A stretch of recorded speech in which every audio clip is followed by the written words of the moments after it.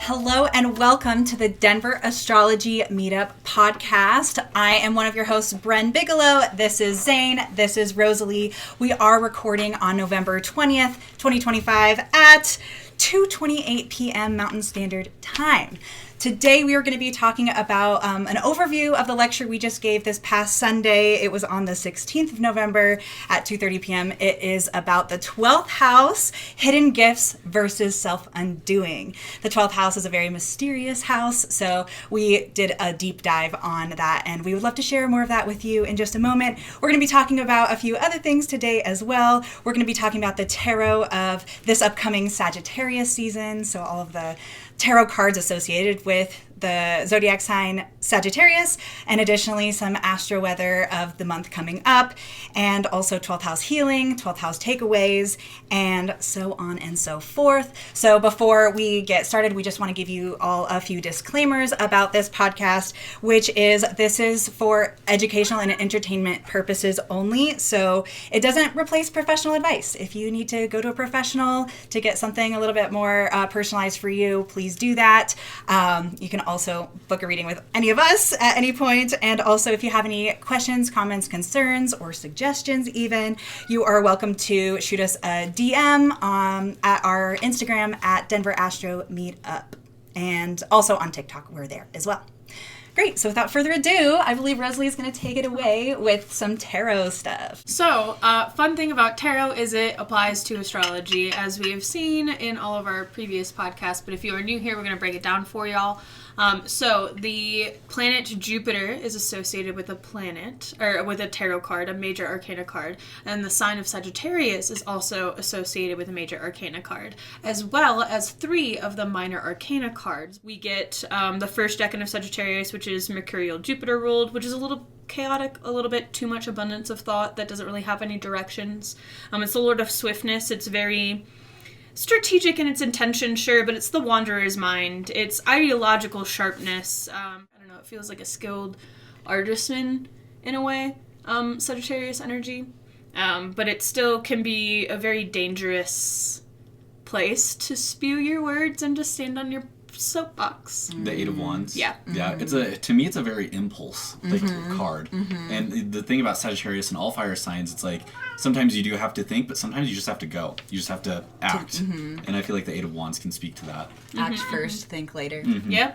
Yeah, that's a great way of summing it up. And then the 9 of Wands, leading us into that, is the lunar ruled part of Sagittarius. So it's a lot about like devotion, that really like zealous, I guess, aspect that we can see in Sagittarius land, that has a lot to do with emotional storms or sacrifice or a sacred longing towards this kind of like higher meaning or higher consciousness that we see. And then in the 10 of Wands... Wait, can I ask you about the 9 of Wands, just for you personally, because you are a natal Sagittarius moon. Do you relate to that card at all with that?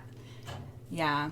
I feel like 9 of Wands is actually my card of the year, and it's very much about resilience, too, about, like... Well, I also have Juno in Leo, so it doesn't help, but I'm, like, starkly committed. Like, I am so loyal. Like, even though, like, I have exes, like, my brain is still, like, devoted to them. Like, if they needed me for something, they could hit me up, and I'd be like, sure, I'm on my way. And how did you connect the moon to the Juno? Oh, Leo? Just because they're about commitment and they're about relating to other people and they're about your emotional centers, though. But when I emote very deeply and very heavily and very strongly. It's a lot for a lot of people. Okay. Oh, yeah. And the 10 of Wands? The 10 of Wands is just a lot of Saturn shit, a lot of struggle, a lot of oppression, a lot of sacrifice that is not really worth your gain sometimes. But it brings a lot of tough lessons. You know, when things are stripped down, clarity comes from going through all of that hard and defining experience. So that's Sagittarius season. Well, and I have one more question about the tarot that I wanted to ask you, because Sagittarius is known as a very jovial, lucky sign, I guess. So why is it that the 8, 9, and 10 of Wands is associated with it when it's kind of like, they're not negative cards, but they are more like burdensome? That's just because of Sagittarius' innate nature and modality. So all fire signs are associated with wand energy in tarot.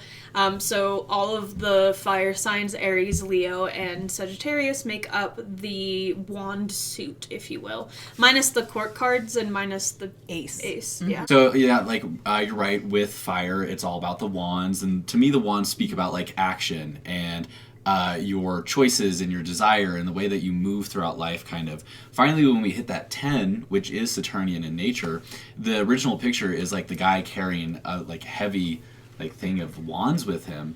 And to me, that speaks on, like, are you bringing your karma, your previous actions, as baggage or lessons learned? Mm-hmm. And resources, because also in the imagery of the original, like, Rider-Waite tarot, there's a village at the end. So I always kind of imagine this person bringing the burdens to the village, but they're all resources that you can build a fire or build a structure of some kind. And I think that's, yet again, Saturn coming in with, like, time, discipline, and karma, and, like, learning your lessons rather than just repeating these cycles or just carrying it as, like, a despair of, like, baggage and, etc. Oh, yeah.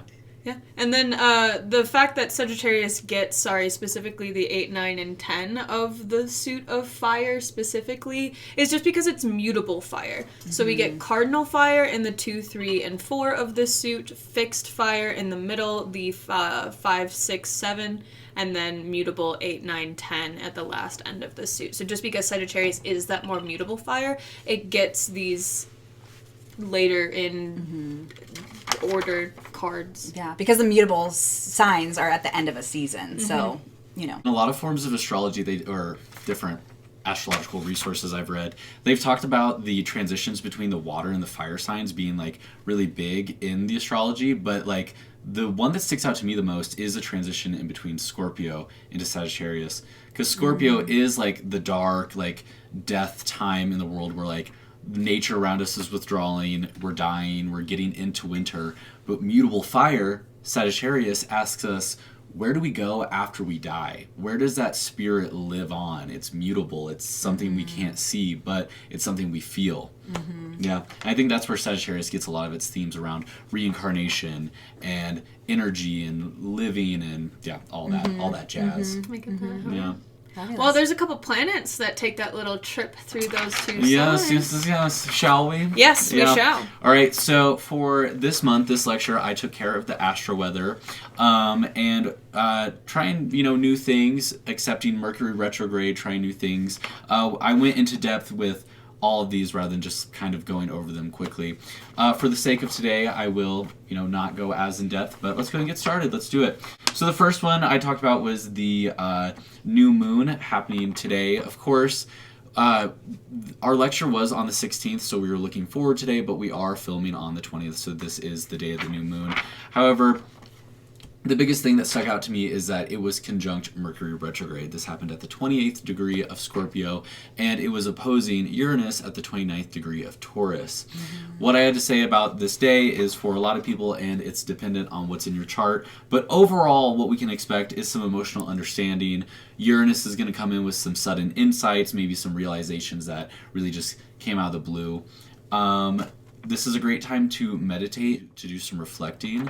Scorpio is a water sign. It's fixed water, so think of like a sheet of ice. That's a great tool to reflect. It's kind of like a mirror almost. So over the 19th, the 20th, even the 21st, it's a great time to just like kind of sit with yourself and do some reflecting if that is what you're needing. If you're kind of going through some things and you do some reflecting, you might find those sudden realizations, those emotional understandings. But if you're like, hey, Zane, I don't need any of that, okay, great, let's skip on to the next one then. Then this one isn't for you. But then moving on to the 27th, we have Saturn stationing direct at the 25th degree of Pisces. Go! I am very excited for this. At the meetup, I kind of looked at everybody and I was like, has anybody else been feeling like it's a little bit hard to gain some traction? Is it hard to really get, just the ball rolling in any area of your life? And Saturn has to do with like time, as we talked about earlier, time, discipline, karma. And when it's retrograde, those things can be easily escapable.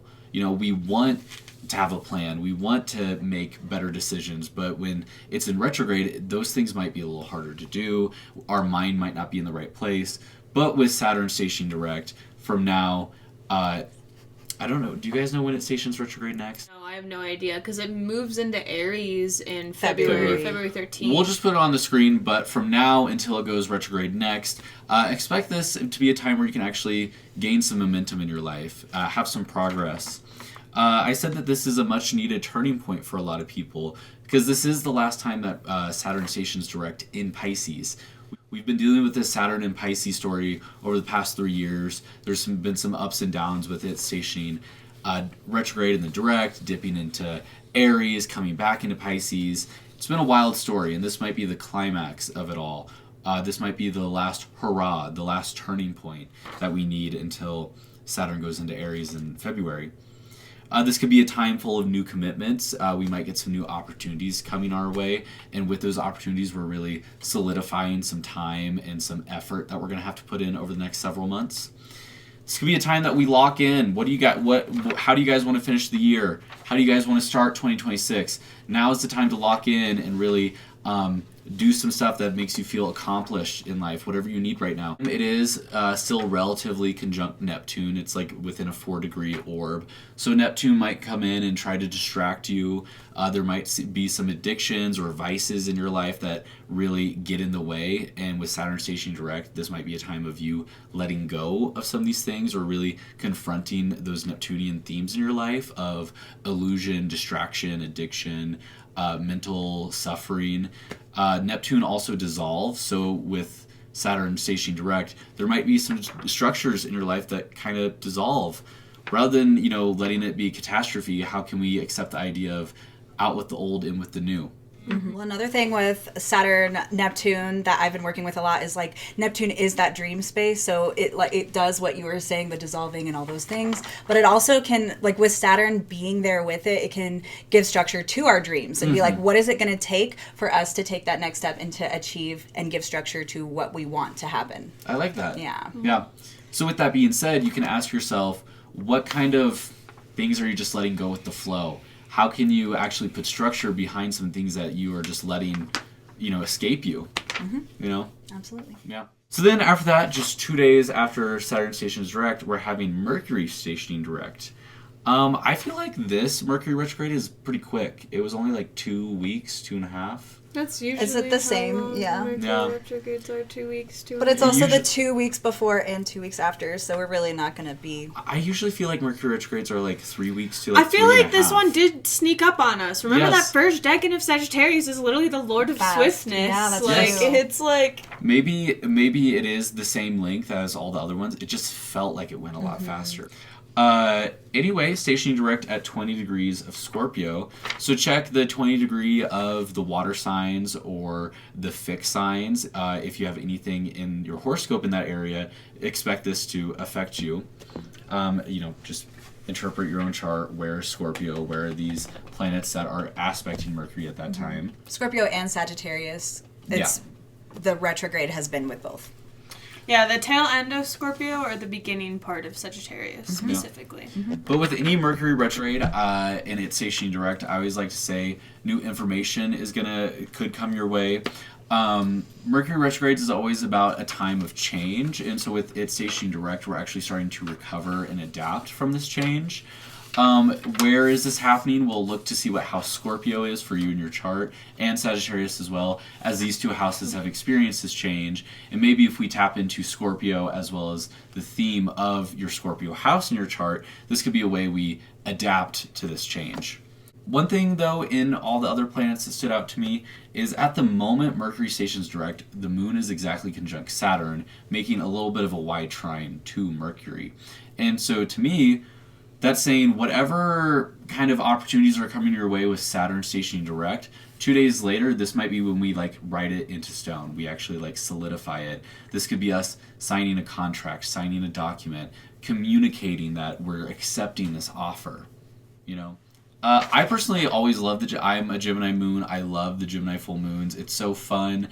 Gemini is all about connecting. It's creativity. It's curious. It's stimulating.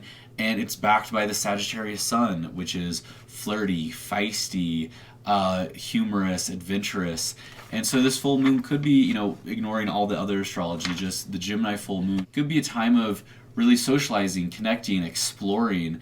Look at the Sagittarius Gemini axis in your chart. What houses are those? How can you really be adventurous and curious during this time in those areas of life, whatever houses those are in for you? And then... It is square the nodes. Correct. Yeah. Do you want to... Oh, I just wanted to say that, like, sometimes when things square the nodes, it's usually, like, a diversion point where, like, circumstances force you to diverge from the path that you're going on. Like, you just, like, have to take a side road. Mm-hmm. And, like, you're still on the path, you just gotta take, like, some obnoxious detour for a little bit. Mm-hmm. Yeah. What I do like during this full moon is the rulers. So Mercury ruling the Gemini full moon and then Jupiter ruling the sun and Sagittarius are trining each other. So I do think this will be more of an adventurous, optimistic day. I think whatever challenges you go after, whatever things come into your life at the time of the full moon, we will have the energy and the stamina to take care of it, and it can go well. That is dependent if you rise to the occasion. Don't just let the astrology the full moon will take care of it. No. If challenges come into your life, you will have to rise to the occasion. But with the trine between the two rulers, I think if you go after it, you will succeed. Yeah, I was gonna, low-key slightly disagree. What do you just think? because the rulers, yes, can aspect each other, but they can't aspect this lunation. So it could be a lot of time where, you're getting a lot of, false counsel from other people around you, or you are acting out a lot on, passion, not on, actual thought, especially if it's, Sagittarius and Gemini action. Looking at a more oh my god, I can't say that optimistic word. side. I cannot say that word today. I don't know why. Mercury retrograde, maybe? Yeah, literally. I think it's just a lot of immediate passion chasing. I don't think it's necessarily negative. There's that, but also, what if it comes out in a way where, we are having, certain actions, and those actions are the right ones, but in our mind, we're, disagreeing with ourselves. I just feel like there's not a lot of steady direction, so I feel like there's just a general vibe of, a lot of anxiety of, am I doing what I need to be doing right now? Because it's full moon energy, right? Mm-hmm. There's a lot of that energy. Not to, be the pessimist here, optimistic vibes. No, I think it is good for the discussion and the debate. The astrology can appear in our lives in so many different ways, but I do think, at the end of the day, there is a chance for this to go really well. It's not just doom just because of the inconjunct. I'm not trying to say doom or gloom. It's just sometimes things act without a lot of order when things aren't able to aspect their ruler. I just think in all the mutable, or both of the mutable axes, it is a tug of war between faith and logic. Mm-hmm. You find that in Pisces and Virgo, as well as Gemini and Sagittarius. So without further ado...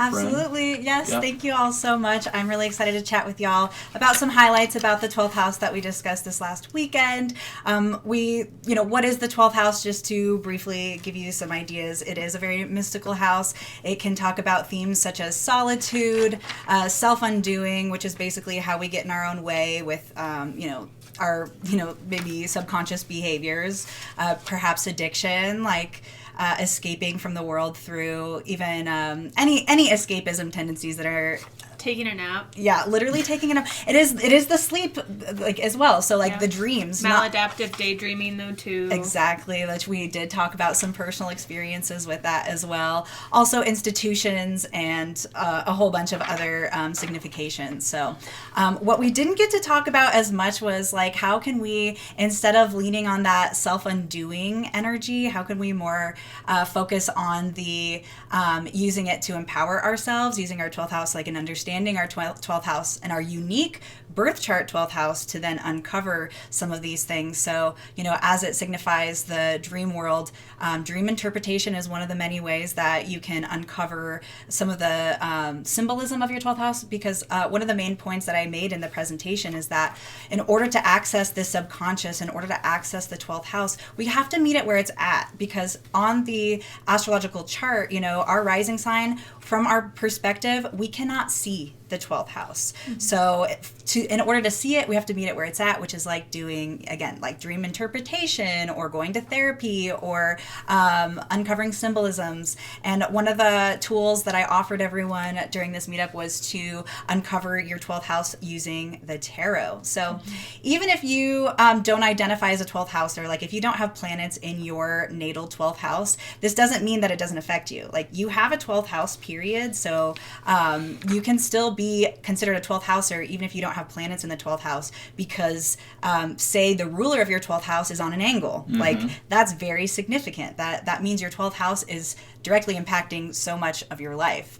So with that said, you know, some of the tools that I invited, we had this really cool handy, and I'm loving Oracle here. I know she's giving Zane the pause. I'm so honored that we have this lovely, lovely baby here. But one of the tools that I offered, we always give an awesome handout. By the way, this is a little plug for our meetup. If you're in Denver, please come to our meetup because you'll get so much more information. We do these podcasts to help, you know, inform and reach bigger audiences and educate. Or if you're traveling, plan your trip for the third Sunday of the month. Exactly. Yeah. Yes. Every third Sunday from 2:30 to 4:30 at the Pearl. It's really nice because it's not like we're just on stage and you have to like be quiet and like, you know, not. It's a lot of like group involvement. It's more so an open discussion. Like at this past one, so many people in the crowd were like bringing up things that we didn't even think of, and it was really insightful. So yeah. One of my favorite things that someone brought up in the meetup was I had been talking about iceberg theory, which is basically like anything above the surface is your consciousness, and then there's like whatever's right below the surface is your subconscious, and then what's beneath that is your unconscious, right? And so she had I forget her name, but she had suggested that like the consciousness is the 4th house. Like we can see the 4th house, and then the subconsciousness is the 8th house, and then actually the unconscious is the 12th house, which I've always kind of seen the 12th house as the subconscious and the unconscious, but I really liked her perspective of like dividing up those different houses in that kind of way. Yeah, I also did really like that as well. It kind of makes sense because in the 3rd house is often associated with like the mind and like our mental processing, and then next to it the 4th house is like our foundation and our roots. So like that part of the horoscope could be very much like our consciousness, you know. Yeah, absolutely. So a tool that I suggested to uncover your specific 12th house, again, even if you don't have placements there, you can use this technique, okay?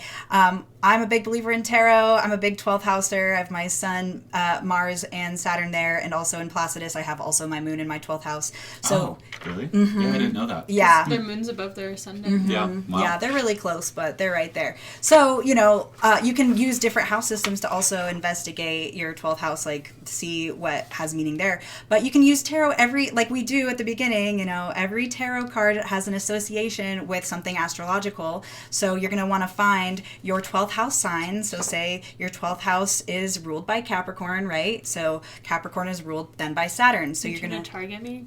Oh, I guess it is you. But I was just like pulling it on my butt. But yeah, so 12th house, Capricorn is ruled by the Devil tarot card. So you'd want to pull that card out if you have a 12th house Capricorn. And then also if you have a planet there, say, Saturn, you're going to want to pull out the World card as well. And you can kind of, and if you have different planets there, again, like the Sun, you can pull up the Sun card, or the Moon, you can pull the High Priestess card. You know, we have these significations to, hopefully, Rosalie, you'll pull it up on the screen so people can see the different significations of all of the different astrological signs associated with the different things. Yes, this one.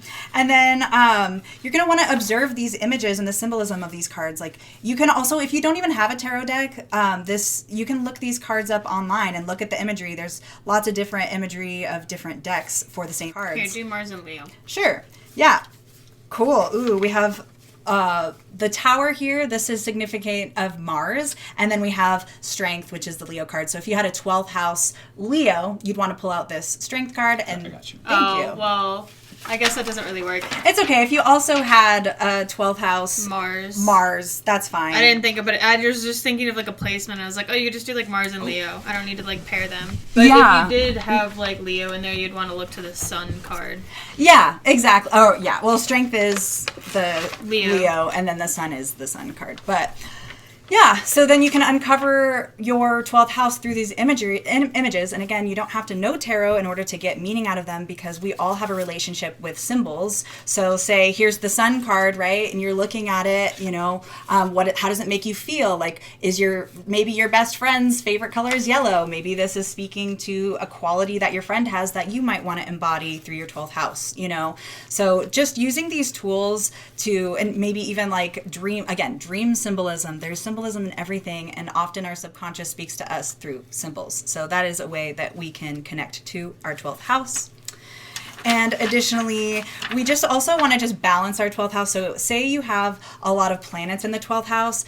We talked a lot about how astrology is often understood through polarities. So we understood the 12th house through its opposing house, which is the 6th house. I feel like that gave such that was, I think, my favorite part of the group participation. Sorry to cut you off. Oh, please. I loved some of the things that people were saying about how, like, the 6th house is, again, like a little bit more of that, like, conscious understanding, because it's your physical body.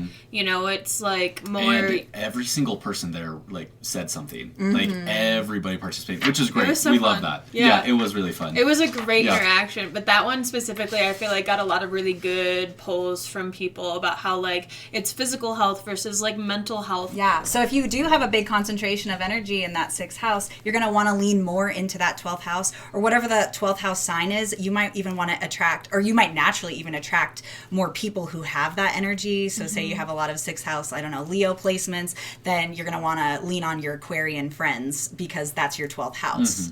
And another thing we did, we really simplified this, because all three of us are whole sign astrologers.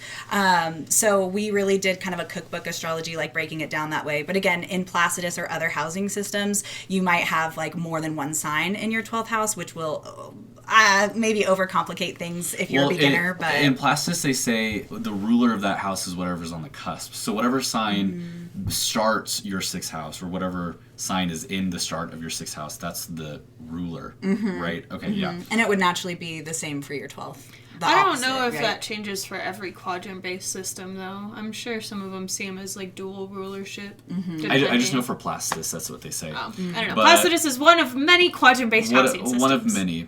I saw a fucking Virgin Thomas chart the other day, or whatever it is, and I was like, But it's fine. It was for horror. Before we get too far away from, like, talking about an axis, like the 12th and 6th axis, if you're trying to access your 12th house and you're having trouble, which would make sense because, like, the 12th is so hidden and, like, deep, maybe just glance over at your 6th, lean into some of those themes, as that might awaken and trigger your 12th house as well. Yeah, definitely. Yeah. So just make sure there's a balance. Like, again, I don't have any 6th house placements, but I have a bunch of 12th. So I have to bring in 6th house placements or 6th house things, like my day-to-day work, and, you know, committing to certain routines and things, and especially journaling, things like that, to balance out my 12th house and not to fall into these patterns of escapism. You know, as a 12th houser, I've had a lot of addiction issues, and my sobriety has been a big journey to healing that 12th house and finding spirituality and leaning on that, and taking time of solitude purposefully, so then I don't fall into habits of, like, self-destruction, you know. So, and, you know, that's also prisons and things like that. So if you have a lot of 12th house energy and you don't make time to go into solitude or, you know, balance yourself out, you might be forced into solitude of some kind. You might be forced into an institution, whether that's a mental institution or maybe prison or something, you know. Rehab, exactly. Like, a hospital. Yeah. So take these things seriously, because if you do have these placements, it might... it's definitely going to impact your life. Because another thing that I talked about in my presentation that I really wanted to hone in on is how your 12th house informs your first house. Your 12th house directly informs who you are. You know, the 12th house being your subconscious, basically, and then the first house being who you are. So it can, we talked a lot about how it can kind of be at odds with each other, kind of like you were talking about with Sagittarius, or Scorpio and Sagittarius being right next to each other, but so different. It was you, I think, that said that. So, you know, if you have it would be Sagittarius rising, you would have that, you know, Sagittarius is very optimistic, joyful, all those things, but with the deep, dark Scorpio in the background in your subconscious, things they're like, how do I survive? Who do I have to kill? Exactly. To be on top, or to get what I need? Crazy.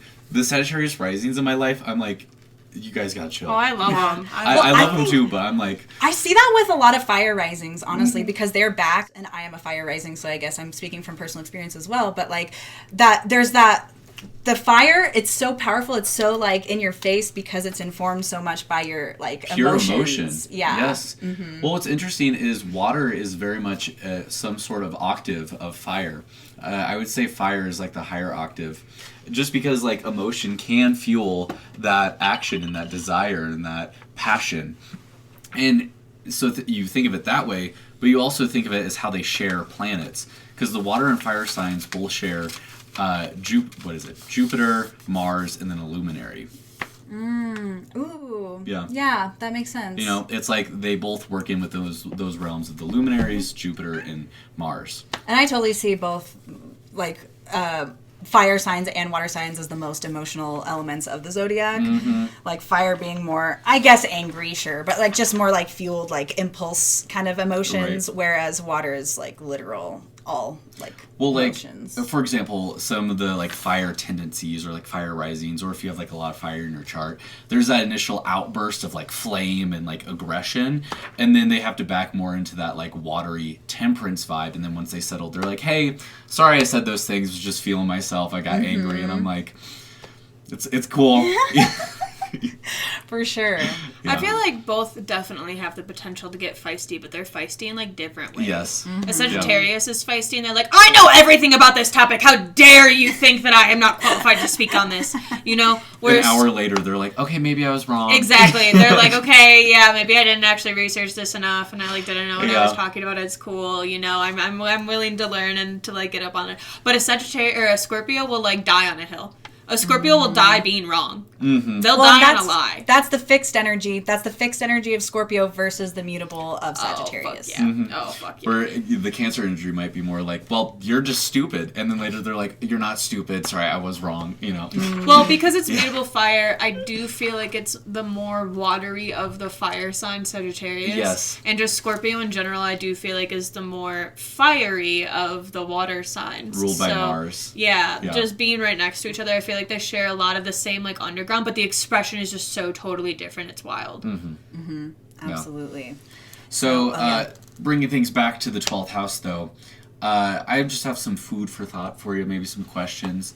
So, like, with the 12th house directly informing the first house, the 12th house could be very much like our mental patterns, our subconscious, like, habits that we have, or even subconscious beliefs, and that does that does directly inform our first house of like our waking life and our body, because like these mental patterns that we have in the back of our head cause us to have thinking, like conscious thinking patterns that we have, then directly informs our actions.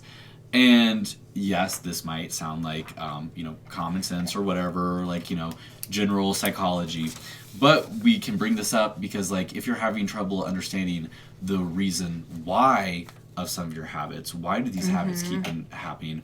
Why do you find yourself in these cycles? Why do you feel yourself feeling this way in certain situations? Looking into your 12th and first house, that give you some answers as well as some healing opportunities. Yeah, that 12th house being, that like self-undoing basically means like self-sabotage. How do you undo yourself? So if you have Mars in your 12th house, for example, you might not want to address conflict directly. And so then you're going inward, you're putting your anger within, but then that can add up and then you can explode, which then can ruin relationships, right? So that's an exact example of what you're talking about, Zane, with how sometimes these 12th house energies creep in and make us do things without us even knowing it unless we do that therapeutic work and unpack. So then you're going inward, you're putting your anger within, but then that can add up and then you can explode, which then can ruin relationships, right? So that's an exact example of what you're talking about, Zane, with how sometimes these 12th house energies creep in and make us do things without us even knowing it unless we do that therapeutic work and unpack. Because, like, for me, I'm Pisces rising, and then this is just small personal experience. Pisces rising, Aquarius in the 12th. The ruler of my 12th is in the 3rd, which, as I already said, the 3rd is, like, your mind and mental and whatnot. for me, Aquarius in my 12th speaks out as like intellectualizing and validating, understanding. And sometimes you're not supposed to understand your emotions, or sometimes you're not supposed to understand all the reasons and the ins and outs of your subconscious. Sometimes you're supposed to just let it out. But for me, if I don't find that validation first, I won't let that emotion out. Yeah, I see that. And so that's how my 12th house can sometimes function, especially being in the ruler of it being in the third as well, being very mental and logical.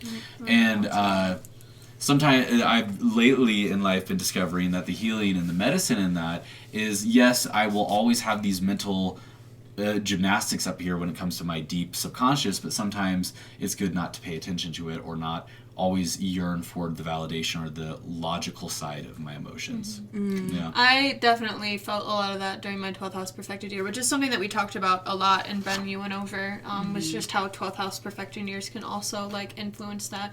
But I really felt my 12th house and my first house are very connected just like naturally, because they're both ruled by Saturn. They're both, I mean, it's Capricorn and Aquarius. So, like, with that in itself, or other people who have, like, dual-bodied signs will have their 12th also, I don't know, ruled by the square to that on either side, if it's, like, a mutable sign or an inversion with Mars and Venus. Well, and it really depends on the person, too, like, how that 12th house goes about, like, is expressed, because sometimes, like, you know, someone with maybe more of a Saturnian vibe, like, it's the 1st and 12th are more connected, so maybe you can access it a little bit more, you know, maybe not directly, but you have some commonalities so you can get to it. Well, my point is, like, also, just certain people will experience this 12th house differently. Like, you know, a big, heavy 12th house could indicate a very spiritual person, for example, or it could indicate an addict, for example. So it really depends on the placements in the chart, and also how the person has worked through things, because if you didn't put in your work or dedication, which you didn't have to, you know, that structure wouldn't be there. Oh no, my 12th house perfected year definitely fucking humbled my ass, don't get me wrong. Well, and I'm really excited to Saturn. see how your Saturn return goes as well, and you also uncovering more 12th house stuff, because I have a natal 12th house Saturn, and my whole Saturn return these last 3 years have been a lot about 12th house stuff. So I think I was really stupid and lazy back when I was going through my Saturn my 12th house perfected year. So I think I'm more prepared. I'm ready. I'm like, let's get this work done, you know? You are a super functioning adult at 23. That's crazy. No, I'm kidding. Yeah.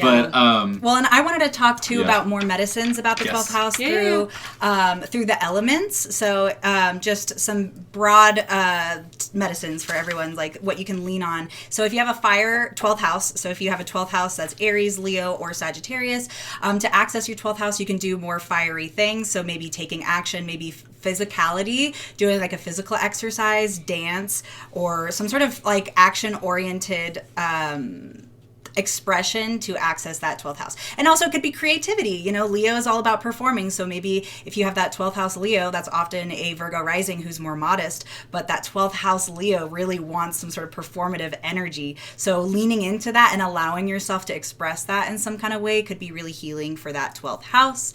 And then moving on to the Earth 12th houses. So that would be Taurus, Virgo, or Capricorn.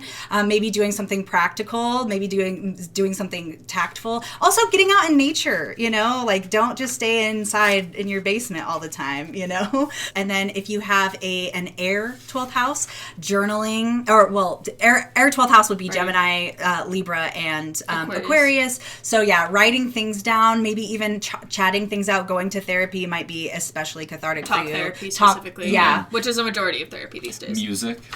Oh, yeah. Well, music, I think, is for anything creative for all of them, honestly. Yeah. It really depends. Well, just creative pursuits you have for your 12th house healing signification. Mm-hmm. Yeah. Just like also, going and doing something creative. No, good. People. The air sign, it needs socializing. For me, air 12th house over here, as well as a Gemini moon and Libra sun, all the air. The only way I could ever really physically move past something is if I tell another person.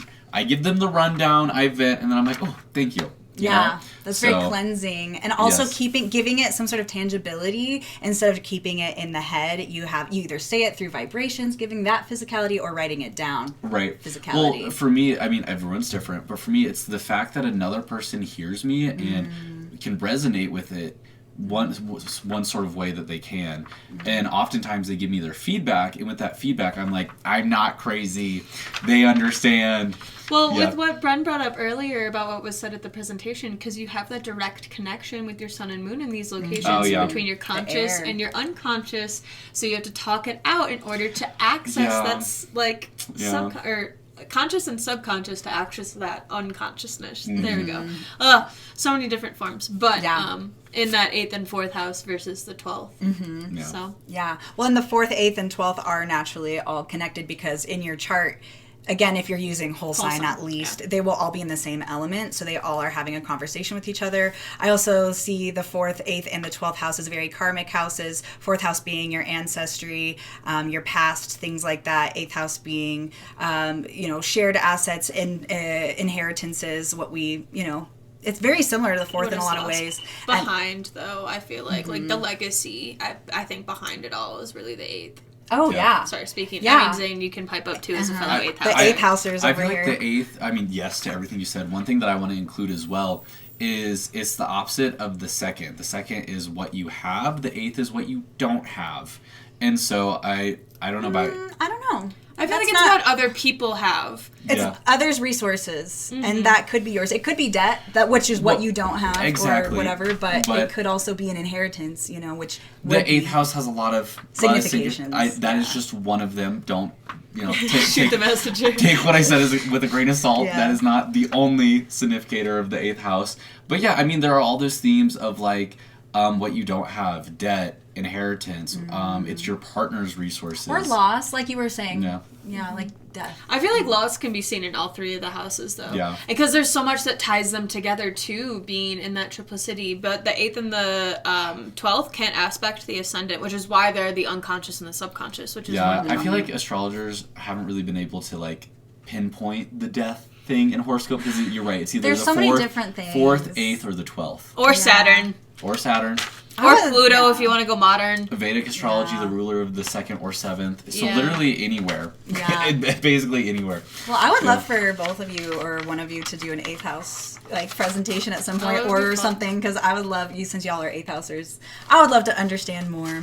And then the 12th house also being connected with all of that, because also something I talked about in the lecture was that the 12th house is also what we inherit from the collective unconscious or from our parents. Like if our parents had a money insecurity, for example, that might show up in your 12th house, and that subsequently will guide who you are, and like that insecurity will follow you through time, and that was what you inherited. Or like collectively, if there's a lot of shame around queerness, for example, that might show up in your 12th house if you're queer, or that kind of thing. So we just have the water 12th houses really quick, and then so if you have a water 12th house, that's going to be Cancer, Scorpio, or Pisces 12th house. A medicine for you to kind of heal that 12th house is water cleansing, being more intentional. Like if you have a cup of tea, setting the intention of like, okay, when I drink this cup of tea, I will be nourished and cleansed, and it will help take away any toxins that need to leave my body. Or you take a shower.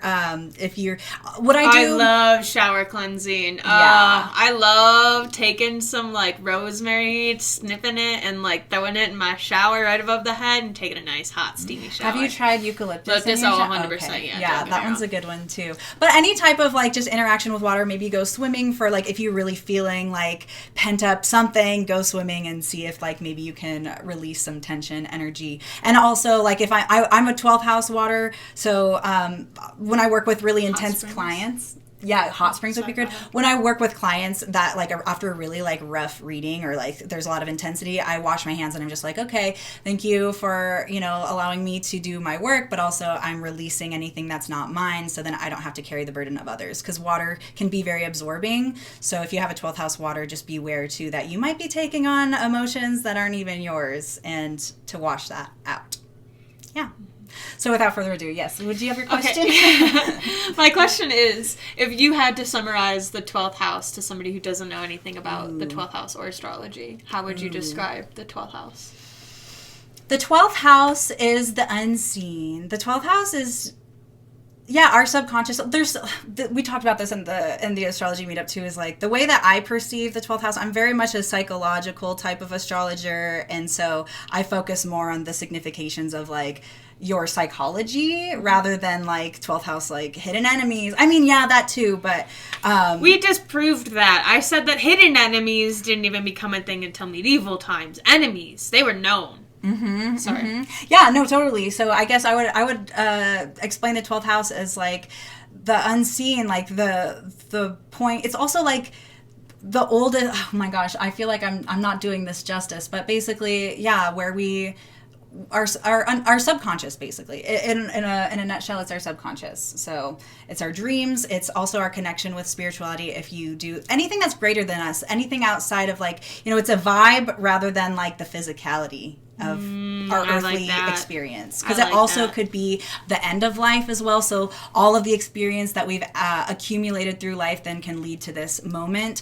And I think of even like older people who have dementia or things like that, that later in life can be an illusion, or like, I don't know, there's just so many different ways to see it. Do you mind if I hop in? Please. Yes, Zane, I was just going to ask your opinion. No, you're good. So one thing that I wanted to mention at the lecture, but I'll make sure to mention it here, you had talked about the unseen with the 12th house. Mm-hmm. One thing that I've noticed with 12th house themes, and whether that's in readings or my own personal experiences, you guys might not resonate with me, we'll see, is that the way that the unseen can pop up is things being unexpected. Things can just appear, things can go awry, things might happen the way that you did not expect it to. For me, my 12th house gets triggered a lot because my Jupiter and Saturn in my 3rd are both squaring Neptune and Uranus in my 12th.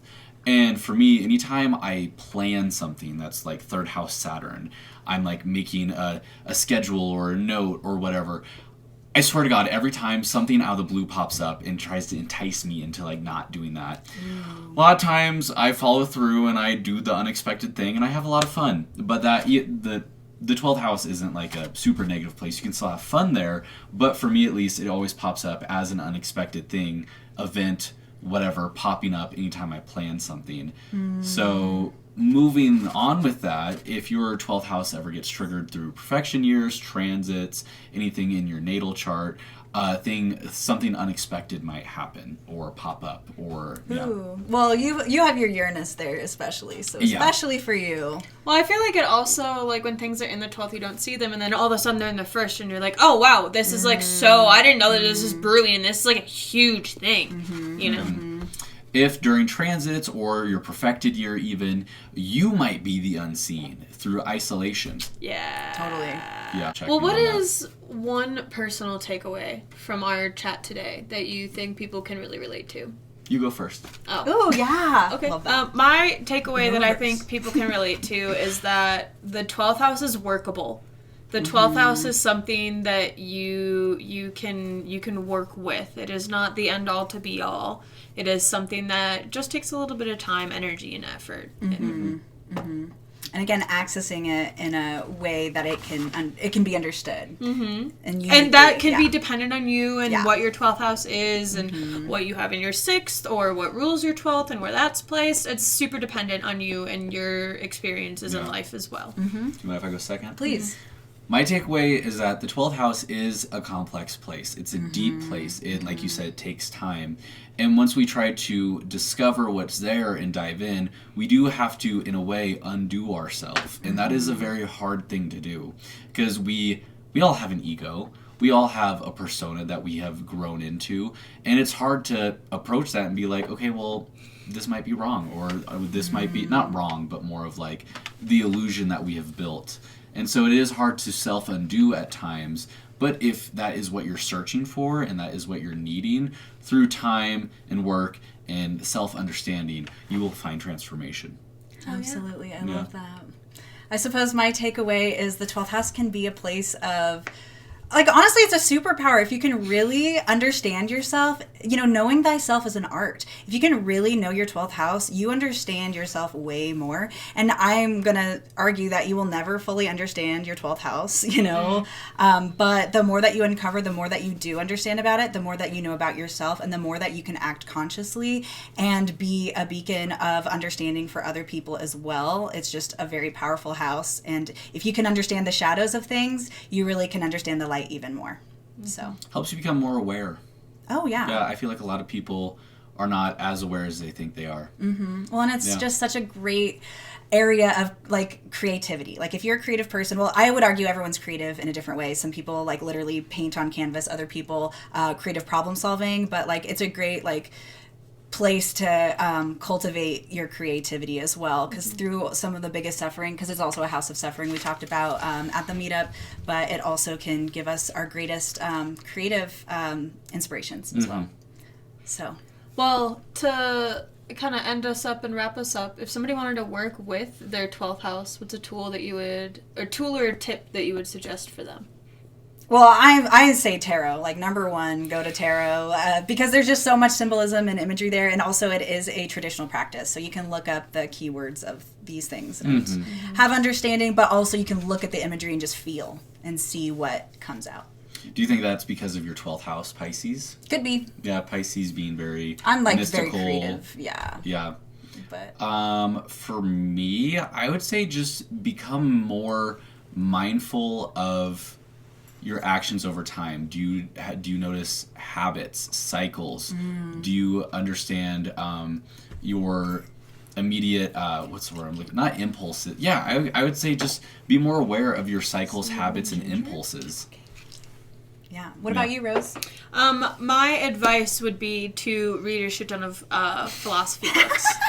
Philosophy and psychology, but specifically, I think philosophical, like, just thought and, like, why are we here? What is the meaning? What is the purpose? Like, those kinds of questions, reading a lot of, like, those kinds of books. That shit will work your 12th house without you even needing to know a shit about astrology, you know? Mm-hmm. Yeah, I love that. So... And dream interpretation. Cool. Anyway. That's another great one, too. Yeah, Jungian dream interpretation is my go-to, personally. But any sort of dream interpretation. And Carl Jung loved astrology. So. Carl Jung loved dreams. If you are in Denver or even in the area, if you're not, scared to travel, if you're not scared to travel a little bit, if you want to come to Denver and see us, our next one is December 21st. We're having a little holiday party to celebrate Yule, and we're also going to be discussing the upcoming transits of 2026 and what we can expect in the astrology of the next year. Yeah, so check out our meetup. That's where all the information about the upcoming meetups always are. So I believe that will be linked in the show notes. And again, if you really loved what you heard from us, please support us. We are professional astrologers. Well, where can you find you at? For Bren? me, you can find me at fortuneofthefool.com or at fortuneofthefool on Instagram. What about you, Rose? Oh, you can find me at astrorosalie.com or at astrorosalie on Instagram or TikTok. And Zane, where can we find you? At Neville Astrology, and of course, everything we just said is linked down in the description. Hell yeah. Thanks, y'all. Well, bye. Thank you so much.